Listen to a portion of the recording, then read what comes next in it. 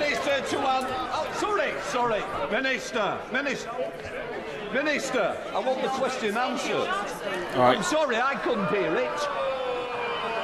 Can you just answer the question? Mr. Speaker. Order, Yes. because I couldn't hear it. Sorry, please, Minister, try again. I apologise for confusion, Mr. Speaker. The answer to the honourable lady is yes. I'm happy Excellent, to. thank you. That's very...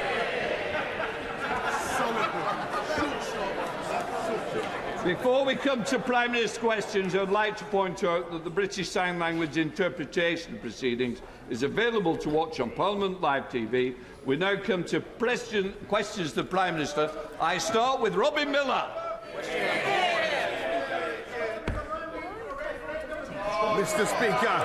Who's Braveheart? Who's Braveheart out here speaking? Tomorrow. Just sit in there. Sit. Shut up a minute. What's this for?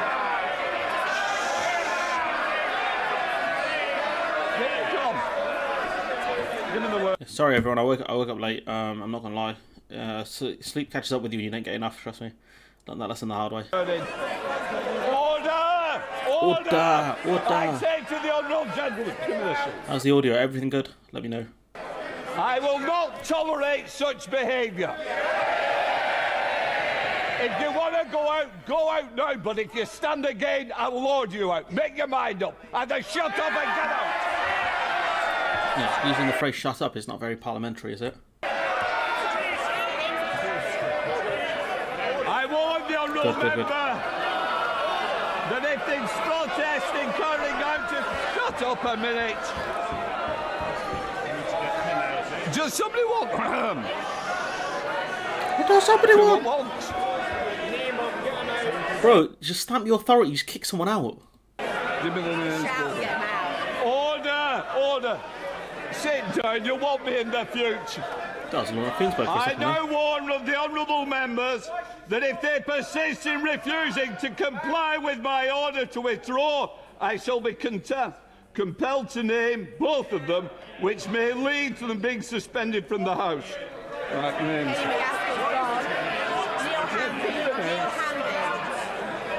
To ensure that the honourable member complies. Can it? Make sure the old bomber complies. Subtitles are great. Names. Neil Hamvey. My order! Shut up. Shh. Neil Hamvey, I am now naming you and Kenny McCaskill to leave this chamber. Sergeant, deal with them. You're not kicking out any Tories now. Not kicking out any Tories. Out! No, Sergeant at Arms, escort them out. Sergeant Saddam. Take them out, Sergeant. Let them out. I'm so keeping these subtitles on. These are glorious. These are glorious.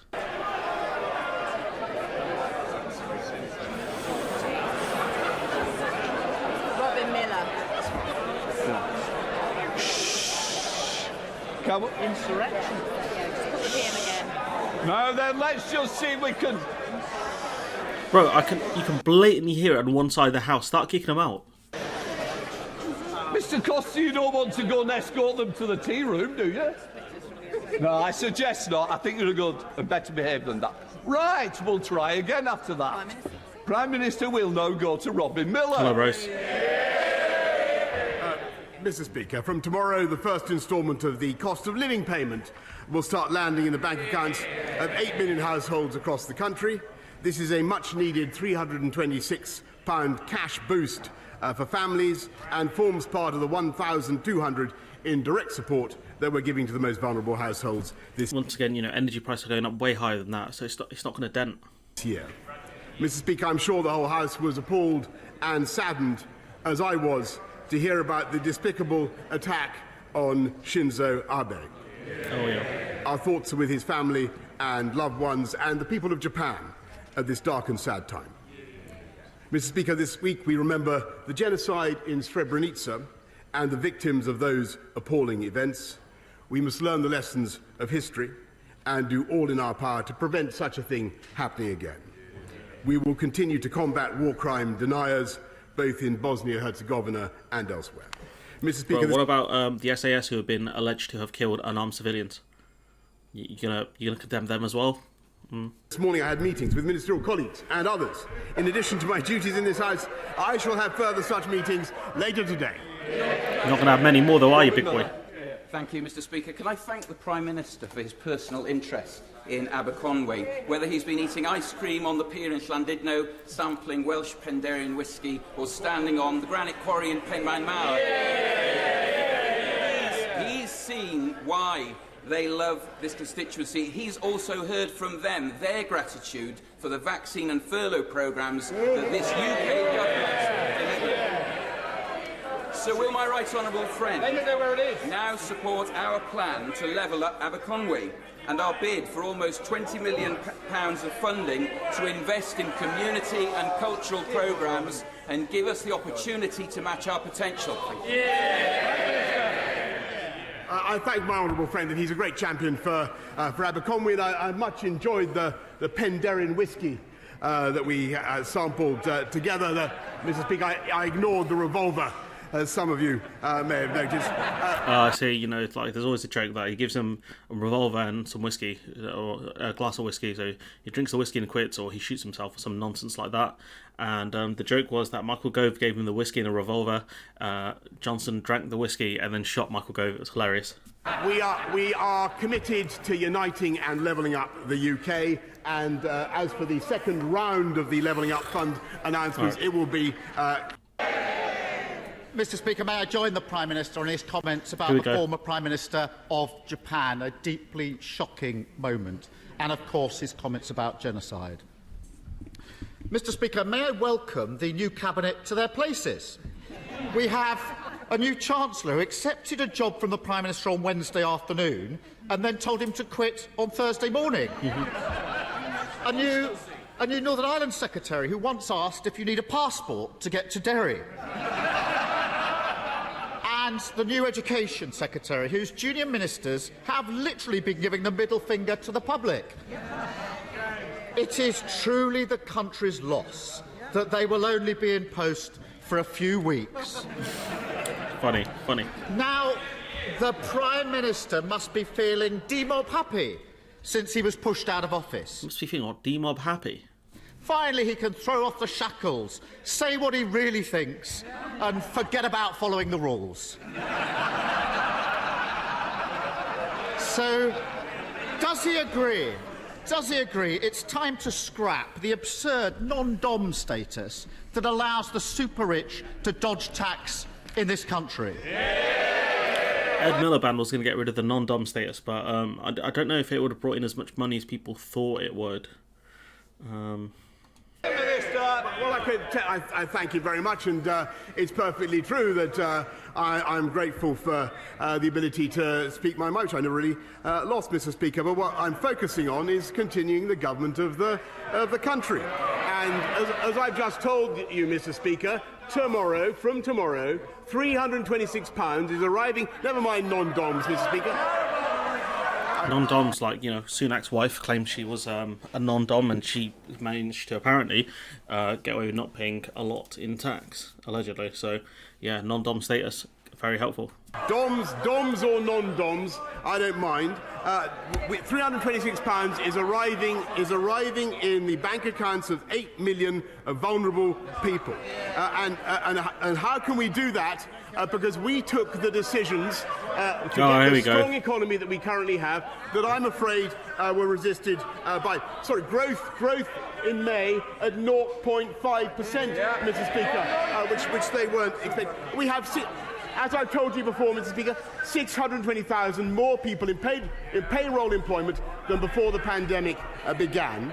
And one of the consolations of leaving office at this particular time, Mr. Speaker, is that vacancies are at an all-time high. That's not a good thing, bro. Having record vacancies at such low unemployment is not a good thing. Because where are these people going to fill up these jobs from? That's the point. Yes, Starmer. Cut him some slack. Faced with an uncertain future, a mortgage-sized decorator's bill that'll be soon for somebody else's flat. Oh, yeah. I'm not surprised he's careful not to upset any future employers. So here's an even simpler one. Does he agree that offshore schemes can pose a risk because some people use them to avoid I think what he's going to do, he's trying to set it up so he can attack Zahawi with it. That's what it feels like. tax they owe here. Prime Minister. Mr. Speaker, I'm proud of the investment that this country attracts from around the world. And he's talking about people from offshore people investing in the UK. I'm absolutely thrilled to see that we've had, I think, 12 billion in tech alone come in the last couple of months. I think if possible, Mr. Speaker, he's referring not to me, but to some of the 8 brilliant candidates who are currently vying. Yeah, he is. He's talking about Nadim Zahawi. My job. Let me just tell him that any one of them will wipe the floor with Captain.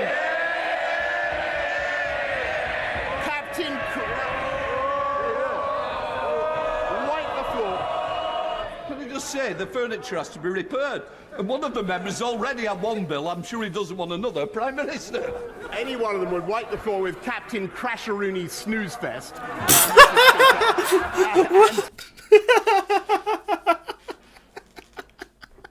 Captain, what is Snazzaroony Snooze Fest? Wait, what? Floor with Captain Crasharoony Snooze Fest. Prime Minister. Any one of them would wipe the floor with Captain Crasharoony Snooze Fest. Prime Minister. Any one of them would wipe the floor with Captain Crasharoony Snooze Fest. Minister. Wait. Let me slow it down. Any one of them would wipe the floor with Captain Crasharoony Snooze Fest, Mr. Speaker. Why does this sound like an insult in a children's cartoon? What? Something snooze fest. Captain Crasharoony Snooze Fest. Crasharoony Snooze Fest. God. Wow. What? Wow. Crasharoony Snooze Fest. Wow. Wow. That's worse than Captain Hindsight as a nickname. Oh my God, that's terrible. Mr. Speaker. That is terrible. And after a few weeks' time, that is exactly what they will do. They will unite around the winner and do just that. To be fair, he's not wrong. They will probably unite around the winner. Something the left should really learn about. But regardless of who the leader is, we never do. So who cares? Yes, Starmer. He's been saying all week that he wants revenge on those that have wronged him. Here's an idea, Prime Minister. If he really wants to hit them where it hurts, he should tighten the rules on tax avoidance. But at the very least, does he agree? Bruv, say his name, bruv. He's under investigation. Just say his name. Anyone running to be Prime Minister should declare where they and their families have been domiciled for tax purposes and whether they've ever been a beneficiary of an offshore tax scheme. I think David Cameron was the beneficiary of a offshore tax haven. I'd have to go back over it, but I remember it was like not a scandal, but people were just like, "Oh, look, you're an offshore, bro," and yeah, it didn't last long. Prime Minister. Mr. Speaker, to the best of my knowledge, everybody in this Parliament, everybody in this House pays their full whack of tax in this country, and I think that You just avoid the question there. people should members across the House should cease this constant vilification of each other. I think people pay their fair share of taxes, and quite right.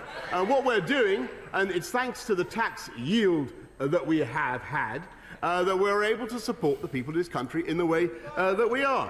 So we've been able to increase universal credit by £1,000, Mr. Speaker. We're putting £326 from tomorrow into the bank accounts of those who need it most, Mr. Speaker. And thanks to the policies we have pursued, as I have just told you, we have unemployment at or near record lows. And that is what counts, Mr. Speaker. No, they are very happy to see people languish on benefits. We believe in getting people into good jobs. And I'm looking for one. And I'm looking for one. And I'm looking for one. Man, he's just done, ain't he? He's just done. I'm not sure he's been keeping up with what's happening the last few days. Over the weekend, the candidates to replace him have promised £330 billion in giveaways. That's roughly double the annual budget for the NHS. Sadly, they haven't found time to explain how they're paying for it, even though one of them's the Chancellor and another one was Chancellor until a week ago. They all backed 15 tax rises. Now they're acting as if they've just arrived from the moon, saying it should never have happened. Doesn't he agree that rather than desperately rewriting history, they should at least explain exactly where they're getting all this cash from? I mean, it's Prime Minister's question, it's not Prime Minister's leadership candidate's question, so not really the greatest attack. I see where he's going with this, the idea that, Tory leadership candidates can act like, they've just come in and they can restart. I guess the only one who can make the argument is Tug on his hat, but, all of these things require cabinet approval, so it's just ridiculous for them to claim, that that they weren't aware of the tax rises or had no say in them. Prime Minister. Actually, Mr. Speaker, he's completely right. I've been listening very carefully, and all the commitments that I'm listening to are very clear. We will continue. Whoever is elected will continue to put more police out on the street, exactly as we promised. Already at 13,576, we're going to go up to 20,000. Whoever takes over will build. They always complain about this, but we will build the 40 new hospitals, Mr. Speaker. You're under audit for that, bro. I would stop saying that, because you are under audit for the 40 hospitals. I think it's the National Audit Office who are looking into that, because that's not happening. So that's a lie. And I asked my delivery unit yesterday. Well, they don't want it. They don't like it, Mr. Speaker, because they voted against the funding. They voted against the funding that makes it possible, Mr. Speaker. And they have also, just in the last period in which he has been in office, made extra commitments of public spending worth £94 billion, which would be thousands of pounds of extra taxation for every family in the country, Mr. Speaker. That's the difference between them and us. Yes, Starmer. Totally deluded to the bitter end. Now, to be fair... Mr. Oldham, I think that's the last time I hear from you today. I think otherwise you might be able to buy a couple of other people cups of tea. Yes, to be fair to the new Chancellor, he's at least attempted to spell it out. He's promised tens of billions in tax cuts and confirmed he would cut the NHS, the police and school budgets by 20% to fund it. Yeah, all departments would get a 20% cut. The member for Stratford and Gibraltar is complaining, but he said it on TV. And yesterday he said it's simply not right that families are seeing their bills skyrocket and we do nothing. Was the Chancellor speaking on behalf of the government, Prime Minister, when he promised huge spending cuts and when he said that they're doing nothing on the cost of living crisis? Woof. Prime Minister. Look, Mr. Speaker, this is really pitiful stuff from the party. Margie said it on TV, bro. It's not pitiful. He said it on national TV. The party that voted against the £39 billion, which is necessary to pay for those 50,000 nurses, which we're recruiting, and we will recruit by 2024, Mr. Speaker, which is necessary to pay for those hospitals, those doctors, and those scans and that treatment. They don't have a leg to stand on, Mr. Speaker. And I can tell him something else. The reason we've got growth now at 0.5% in May is because we took the tough decisions to come out of lockdown. And we came out of lockdown like months ago. 0.5% growth in May. Is that anything to really howl about? Doesn't sound very doesn't sound like a huge achievement. July the 19th last year, which he said was reckless, Mr. Now, to make the payments we are to our fantastic NHS, and they know it. Starmer. I really am going to miss this weekly nonsense from him. Let's move on. Let's move on from his current Chancellor to his former Chancellor. Last week he resigned, accusing the Prime Minister of not conducting government properly, competently or seriously. He suggested the Prime Minister is not prepared to work hard or take difficult decisions, and implied that the Prime Minister cannot tell the public the truth. Yesterday, he claimed his big plan is to rebuild the economy. Now, even the Prime Minister must be impressed by that Johnsonian brass neckery. Can the Prime Minister think of any jobs his former Chancellor may have had that means he bears some responsibility for an economy that he now claims is broken. I mean, to be fair, Sunak, that was so dumb. That was so dumb, given that he was the Chancellor for, what, well over a year. Yeah, that was saying he's going to rebuild the economy like me. I've got news for you, Chief. You had your big chance and you didn't do very good, did you? Prime Minister. Mr. Speaker, I think everybody who's played a part in the last 3 years has done a remarkable job in helping this country through very difficult times. I just want to say to him, really, Mr. Speaker, the next leader of my party may be elected by acclamation, so it's possible this will be our last confrontation over this. It's possible. So I want to thank him. I want to thank him for the style in which he's conducted himself. I think it'd be fair to say he's been considerably less lethal than many other members of this House, Mr. Speaker. And I'll tell you why that is. Liz with the forced laugh there. It hasn't come up. Can I just say to this end of this front bench, I expect better behaviour, and I'm certainly going to get it. Prime Minister. There's a reason for that, Mr. Speaker. Is over 3 years, in spite of every opportunity, he's never really come up with an idea, a plan, or a vision for this country.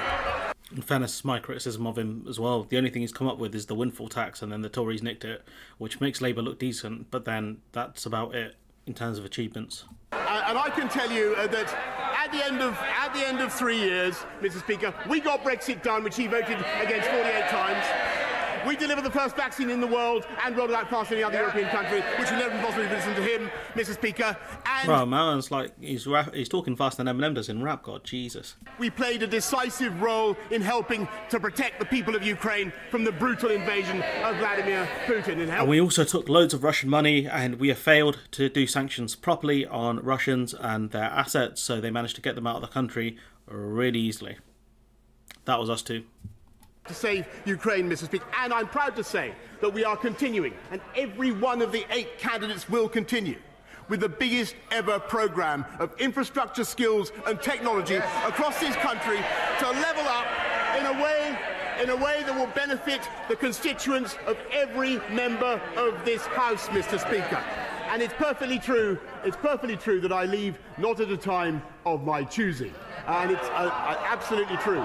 But I am proud of the fantastic teamwork that has been involved in all of those projects, both nationally and internationally, Mr. Speaker. And I'm also proud of the leadership that I have given. And I will be leaving, Mr. Speaker.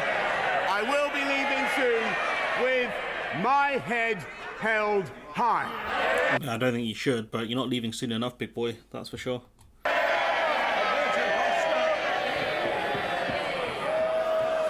The convicted double-child rapist and murderer Colin Pitchfork was granted parole last year by the Independent Parole Board in the face of enormous opposition.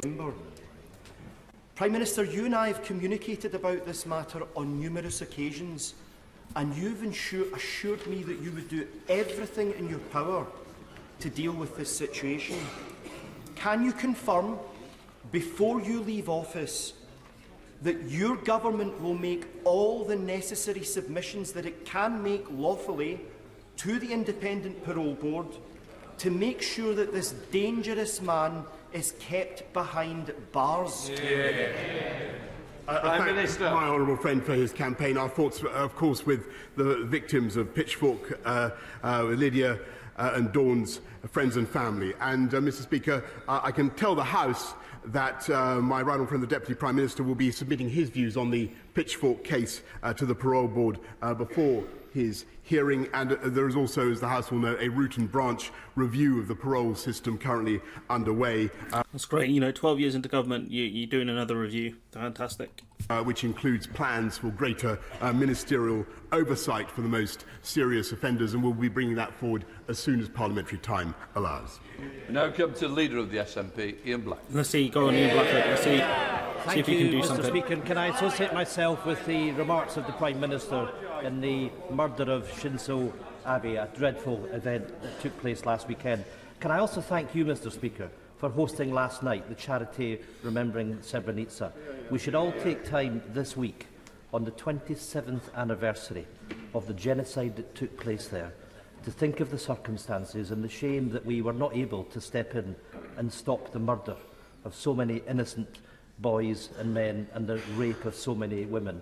And that we must learn the lessons from that. And of course, at this time, we think very much of those in Ukraine that are facing a war criminal, and make sure that those responsible are ultimately held to account for crimes against humanity. Mr. Speaker, the Tory leadership contest is quickly descending into a toxic race to the right, and it's clear that whoever wins that race, Scotland loses. The former Chancellor has pledged to govern like Margaret Thatcher. The current Chancellor is threatening 20% cuts to the NHS and public services, and they're all trying to outdo each other on an extreme Brexit, costing the economy billions. I'm going to talk about that. I've seen an article and I'm going to cover it soon. Is the real reason that the Prime Minister won't endorse any of these awful candidates because whoever becomes the next Tory leader will make Genghis Khan look like a moderate? Oh my God, Jesus, man. Prime Minister! I feel a real twinge, Mr. Speaker, that this is probably virtually the last time I'll have the opportunity to answer a question to perhaps because he's going or because I'm going, I don't know. Where's Ian Blackford going? He's not going anywhere. Mr. Speaker, all I would say to him is that I think that the next leader of my party will want to make sure that we do everything we can to work with the Scottish Government in the way that I've been able to do, I'm proud to have done over the last few years, to protect and secure our union. And my strong view, Mr. Speaker, having listened to him very carefully for years and years now, is that we are much, much better together. Ian Blackford. I can say with all sincerity, I hope whoever is the next Tory leader will be as popular in Scotland as he has been. Well, if Johnson gets booed everywhere he goes. Everywhere. For people in Scotland, Westminster has never looked so out of touch. We've got right-wing Tory contenders prioritising tax cuts for the rich and a zombie UK government failing to tackle the cost of living crisis. Whilst the Tories are busy tearing lumpouts of each other, money-saving expert Martin Lewis has warned the energy price cap could soon rise by a sickening 65% in October to £3,244 a year. After a decade of Tory cuts and Brexit price rises, it will mean many families simply can't afford to put food on the table and heat their homes. This is going to happen in October. This is heading towards the winter. It's just not. They need to do a lot more. The government needs to do a lot more because this regulator is playing games here with changing the price cap so dramatically. That's really going to hit pretty much everyone in the country really hard. It's just madness, honestly. Scotland literally can't afford the cost of living with Westminster.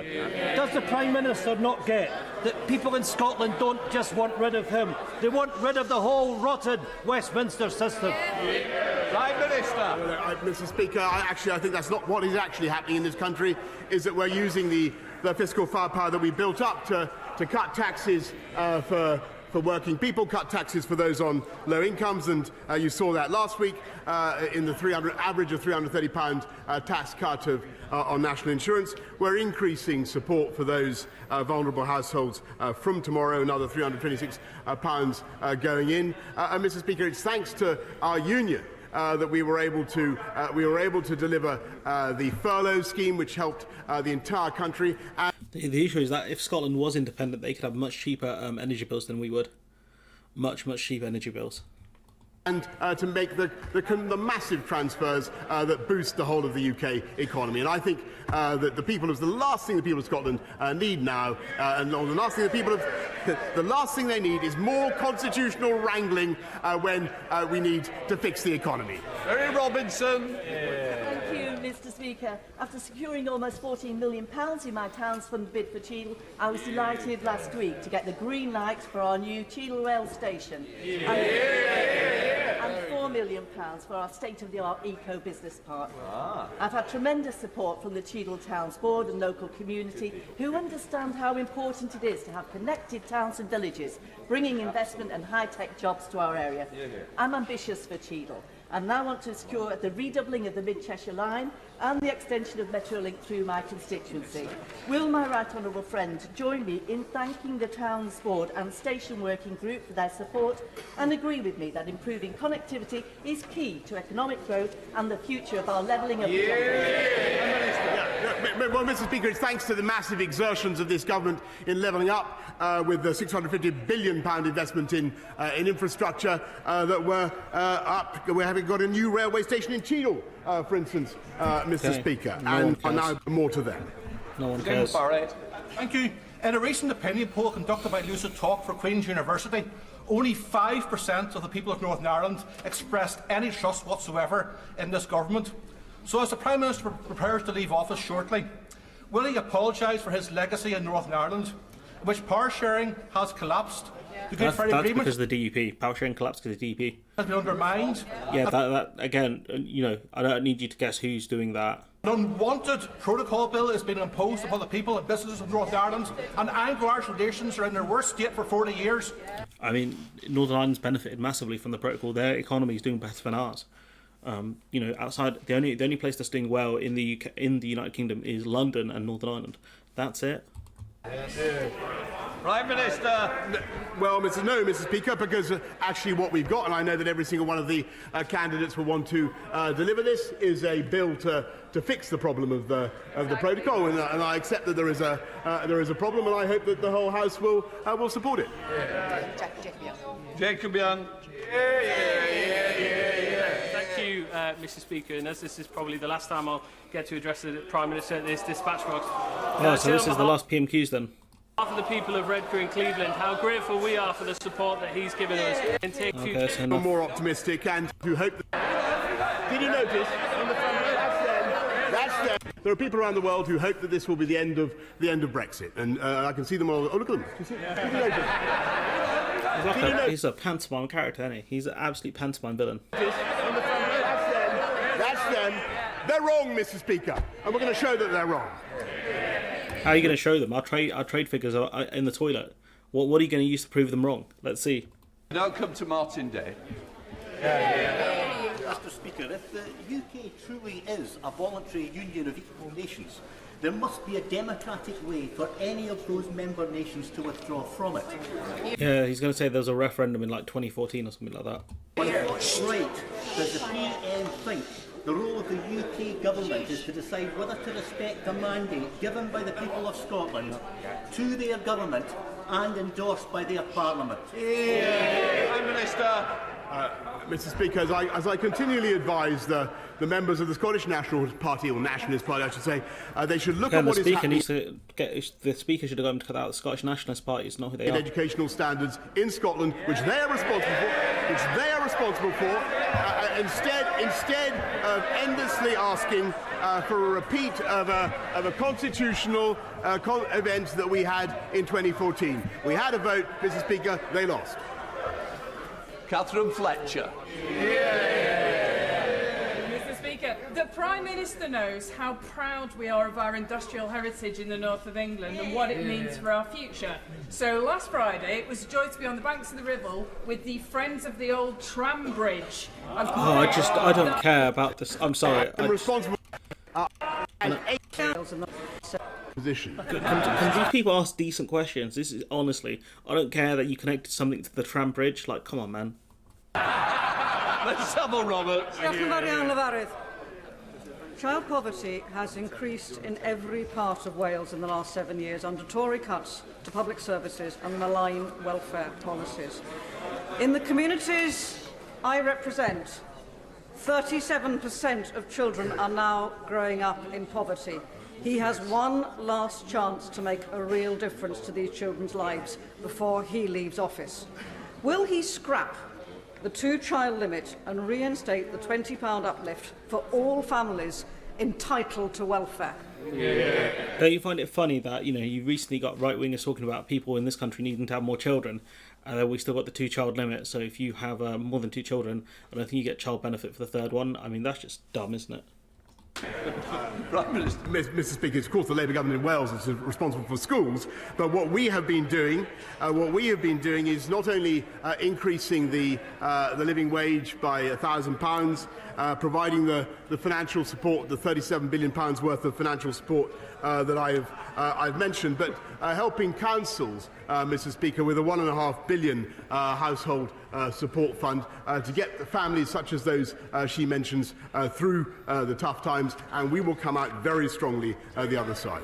It's not just about the energy bills, though. It's everything. It's the cost of living's generally gone up. It needs a lot more than just the minor numbers that Johnson's offering here. We now come to a closed question to Mike Penning. Number 8, Mr. Speaker. Minister.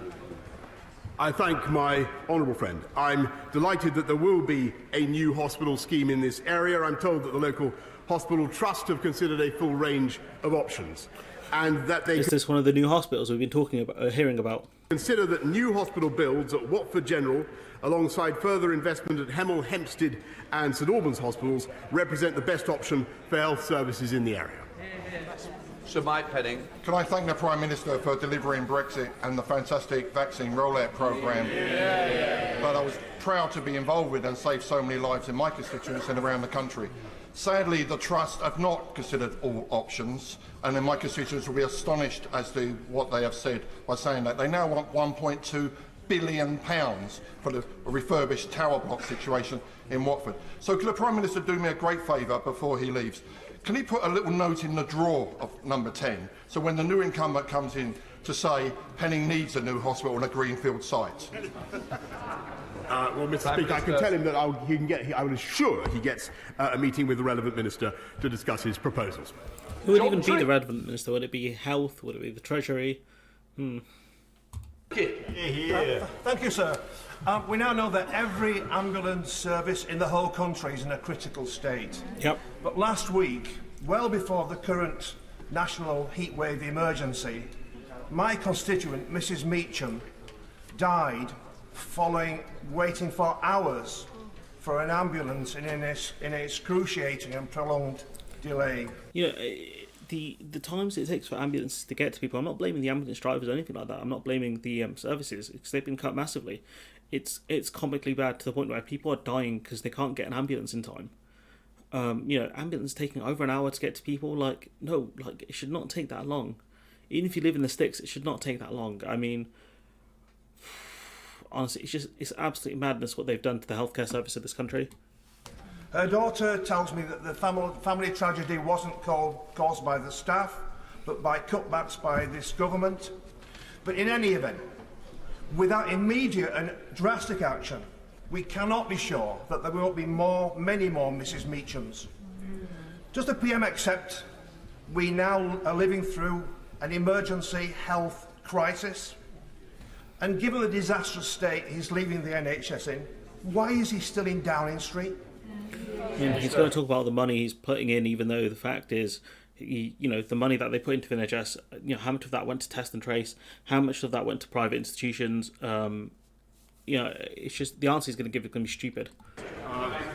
Mr. Speaker, the NHS now has a record. He talks about staffing levels. The NHS now has a record number of people working in it. 10,900 more nurses this year than there were last year. 6,000 more doctors. And on ambulances, and he's right, it's absolutely critical. Per capita, do we have more or less doctors than we had in 2010? More or less nurses than we had in 2010, more or less paramedics than we had in 2010. These are the questions that are the most important. Per capita, how have the numbers changed? The crucial thing is to help the hospital staff to move patients through the system. And too often, I'm afraid, it is impossible because a proportion of the patients, sadly, are in delayed discharge, and that is making life very, very difficult for the ambulances as they come up.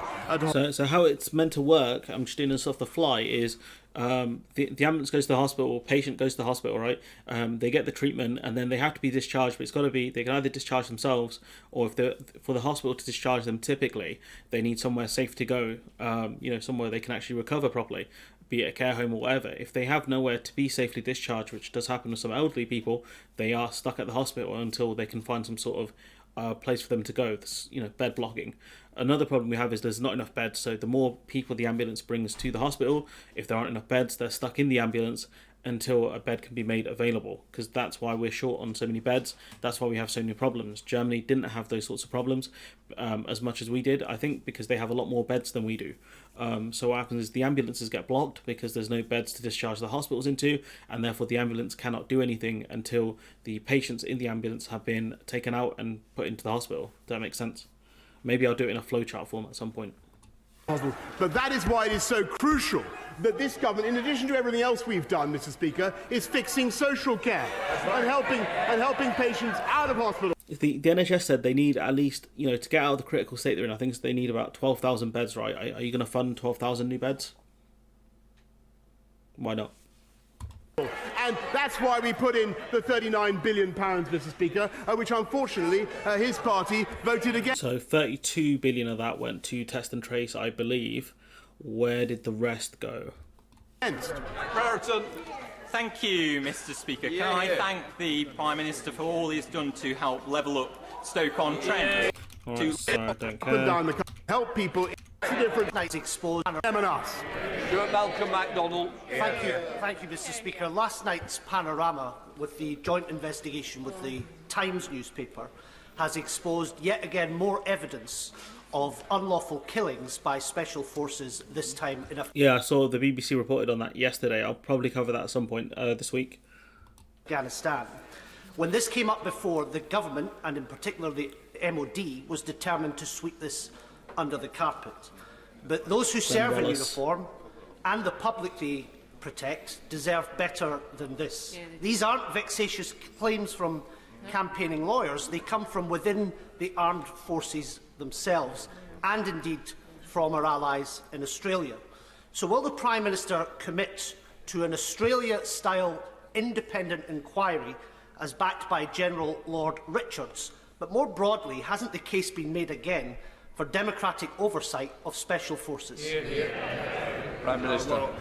Mr. Speaker, it's a long-standing practice, I think, accepted on both sides of this House, that we do not comment on special forces. That does not mean that we in any way accept the factual accuracy of the claims to which he is alluded. On the other hand, Mr. Speaker, nor does it mean that anybody who serves in Her Majesty's Armed Forces is above the law. Non-answer. Surely set Ben Wallace on this stuff. Surely Ben Wallace, the guy who's got to be looking into this now. He's the Defence Minister, isn't he?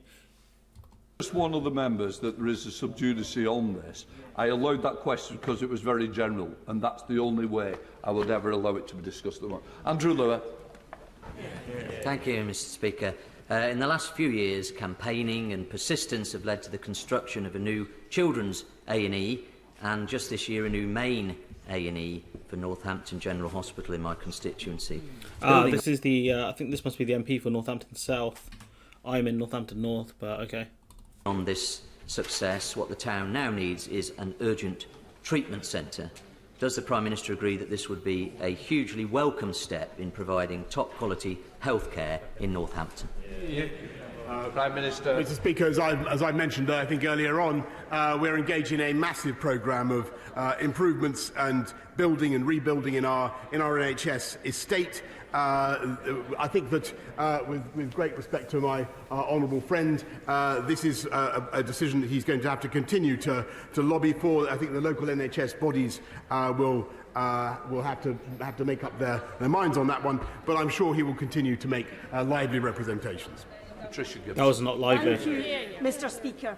Last week, the Prime Minister was forced to announce his intention to resign after ministers who supported him only days earlier changed their minds. Of course, people are allowed to change their minds, and this should be recognised. There you go. You can see what she's going with this one. Why does the Prime Minister and his MPs believe this principle applies everywhere except in Scotland, where the people delivered a clear mandate to the Scottish Parliament to hold an independence referendum? Prime Minister.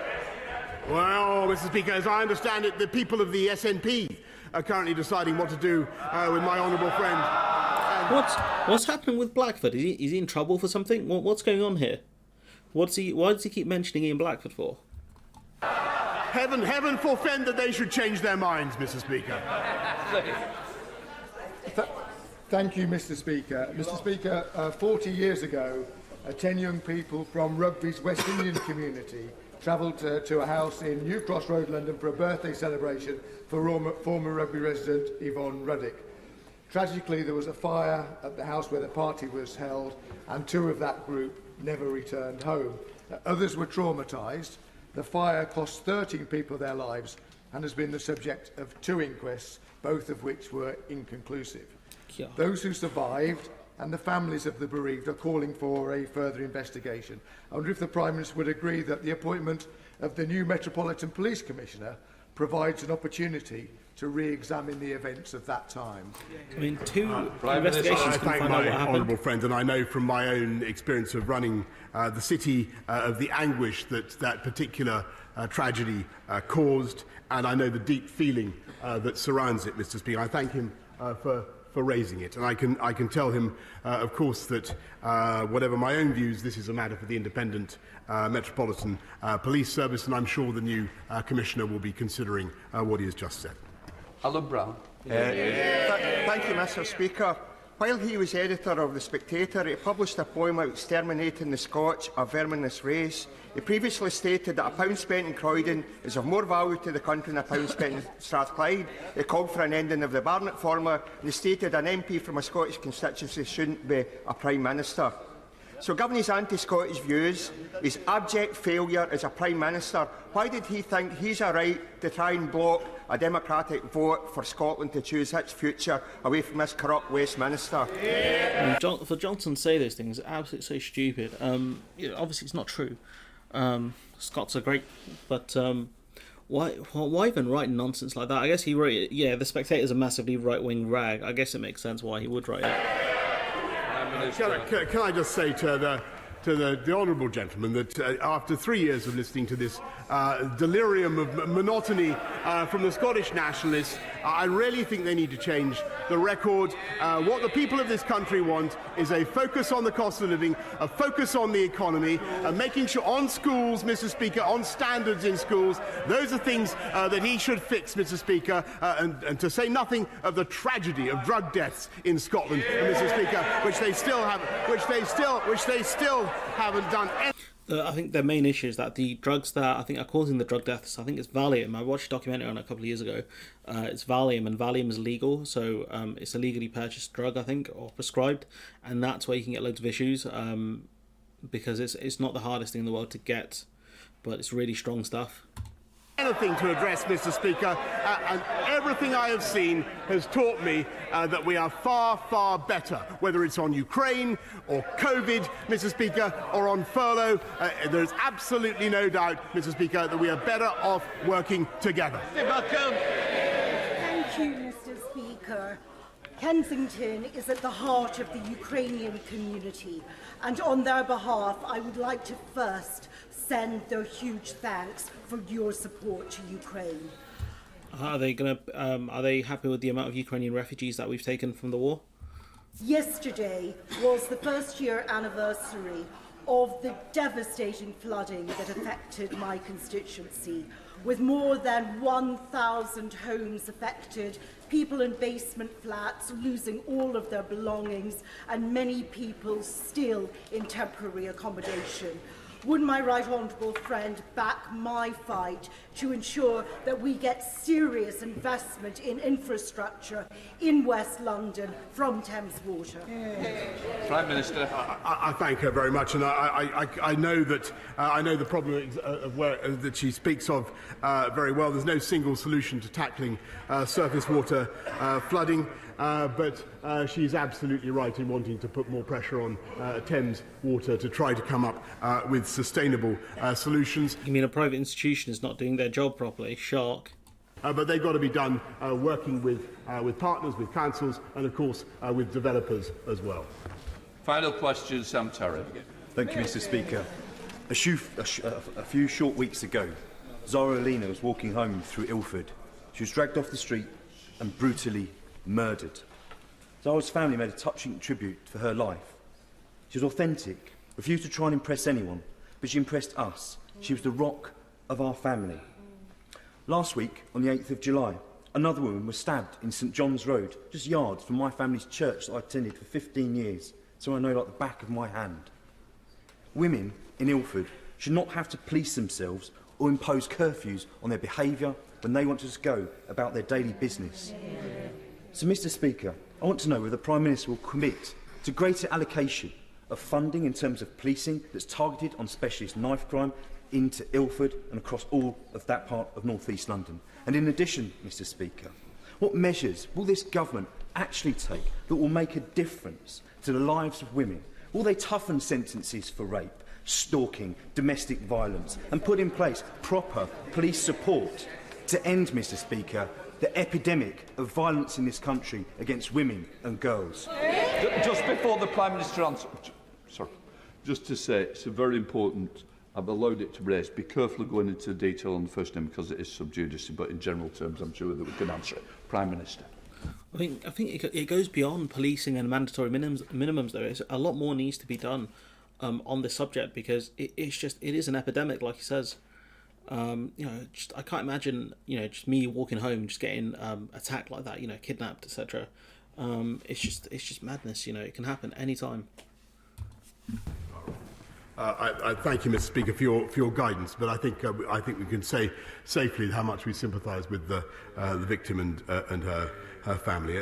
On knife crime, it is a scourge, Mr. Speaker, and I believe there are many different solutions, but one of them is unquestionably allowing the police to do more stop and search and making sure you have more police out on the street. And that's why we've made the massive investments that we have, and I hope that those investments will be continued, Mr. Speaker. I'm sure that they will be. And on rape and serious sexual offences particularly against women, this is incredibly important to the whole House, and it's something that we have worked on very hard over the last 3 years. And what we have done, Mr. Speaker, is not only introduced more street lights and done everything we can to give women... Street lights? You guys are the ones who cut the street lights anyways. Street lights is your answer. Invested more in independent sexual violence advisors and domestic violence advisors and all the people you need to give victims the confidence they need to get cases to trial, which is such a problem. I mean, no, you haven't though, because cases going to trial dropped off under your government. You guys said it was a national shame a few months ago. Madness. Mr. Speaker, but what we've also done, in addition to putting more police out on the streets and specialist units to tackle this, what we've also done is introduced tougher sentences for rape and serious sexual violence, Mr. Speaker. And I have to say, I was amazed, and it's still the case, that his party voted against those tougher sentences. Was it the ones where they had banned protesting and stuff like that, like noisy protests? It's a great mistake, and I think they should take it back. So he's turned a case where a woman was murdered and a woman was stabbed, and he's made it into like a real party political point about supporting a bill that I think banned protesting. I mean, this guy, man, wow. At the start of Prime Minister's questions, the Honourable Member for East Lothian, Kirkcaldy and Cowdenbeath persistently denied the authority of the Chair. In their absence, I wish to proceed to name them and call on the Leader to move the relevant names. So I name Kenny Maskell, Neil Hanvey, and I'm sure now the Leader will pick it.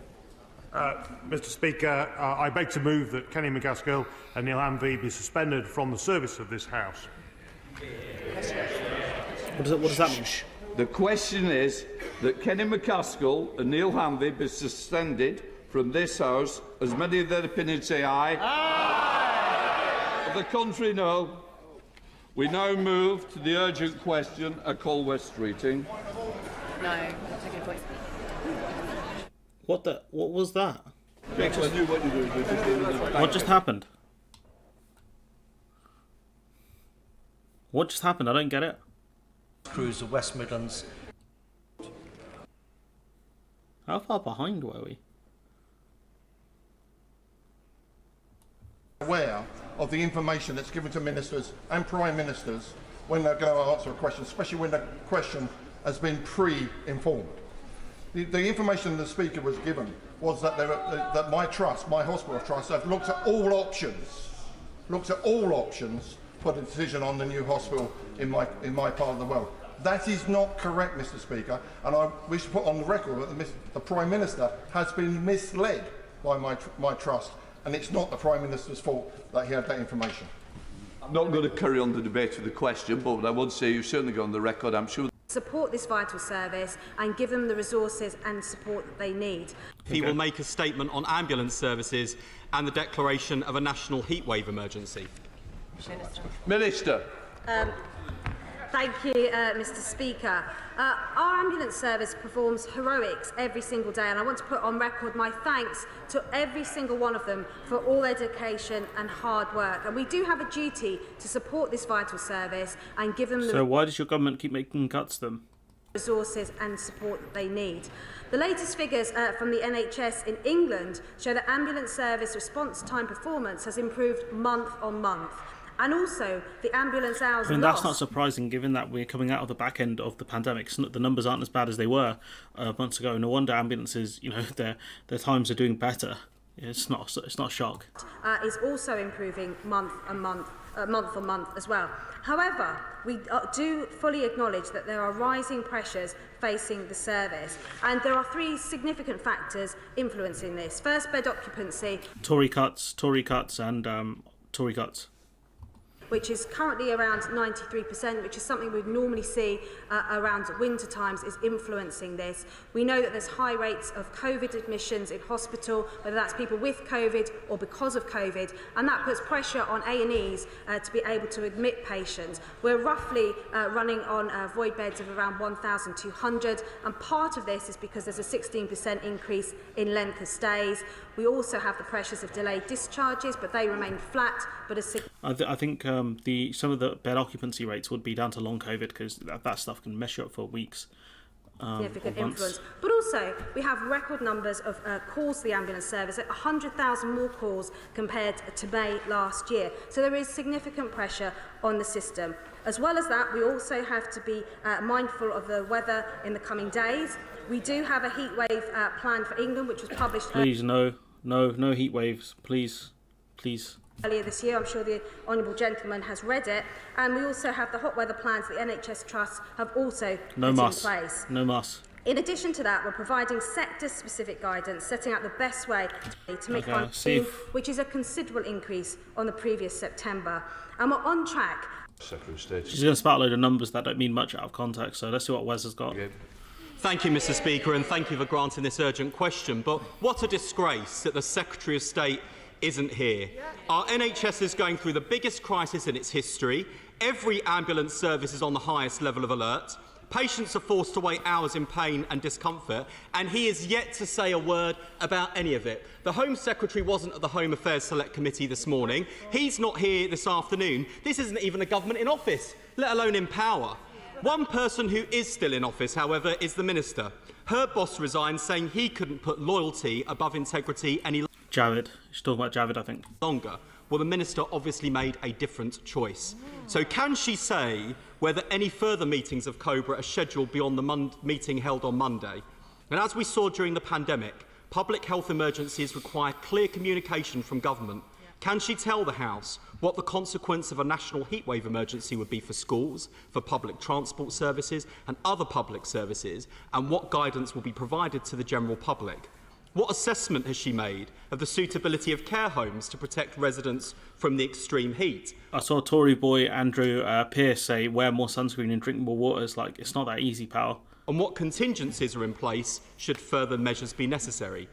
Every ambulance service is now on the highest level of alert. So what is the Secretary of State doing about it?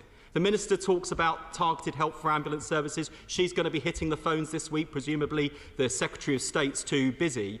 But this, as I think she acknowledged, is a crisis across the health service. Last month, a crew in the West Midlands waited 26 hours outside A&E because there weren't the clinical staff available to hand over to.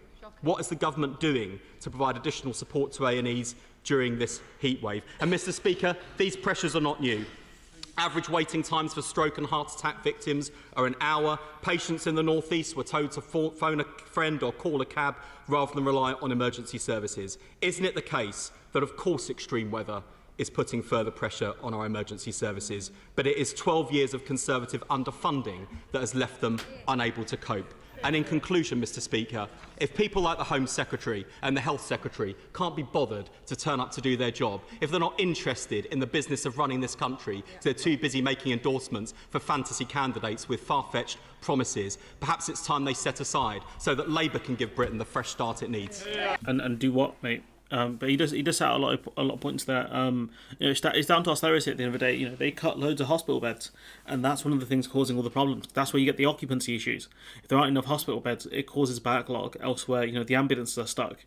If you don't have enough nurses, you can't look after people. So there's limits on the amount of nurses, the amount of patients I think nurses can actually look after. I mean, this is austerity pure and simple.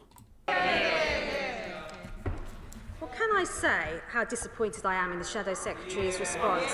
Oh, I'm so disappointed. I'm so disappointed. If he's not happy that a female minister with over It's not about a female minister, you joke. It's about a junior minister. You're not the one, G. You're not the one we're looking for. We're looking for the actual minister, the one that's in charge of the department.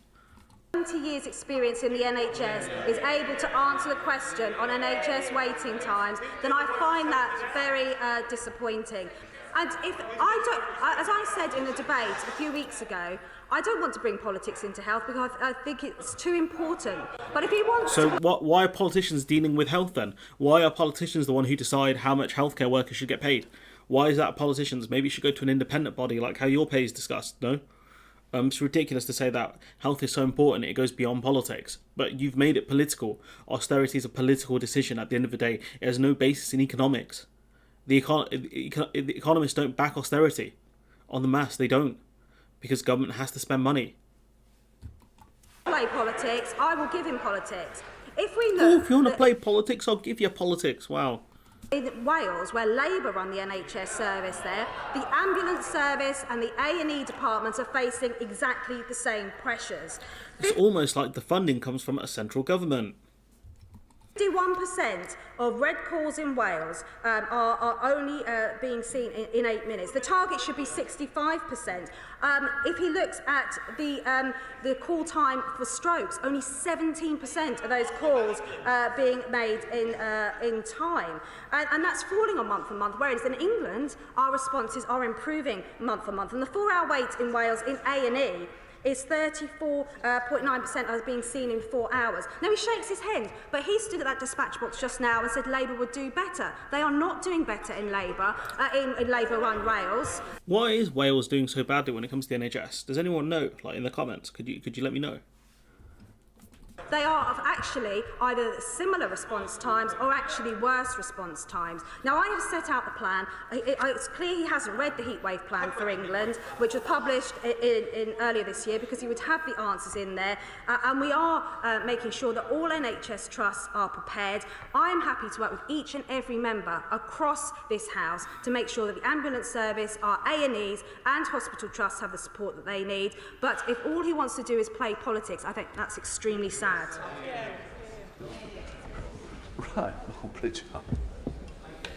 Would the Minister like to put on record her thanks to all the hard-working ambulance crews of West Midlands ambulance service? And mate, filler question. And that does mean we need on ambulance service. Last October, I revealed through a parliamentary written question that every ambulance service in England was at the highest alert level. We are now 9 months on, and we are in that situation again. We're now facing warnings of extreme weather this weekend. The government needs to reinstate the funding for discharge packages into social care homes. We need primary care to be used to stabilise people in communities, and we must be using first responders from the fire service. Will the Minister agree to convene an urgent meeting of COBRA today to protect patients and paramedics who are really operating at the brink?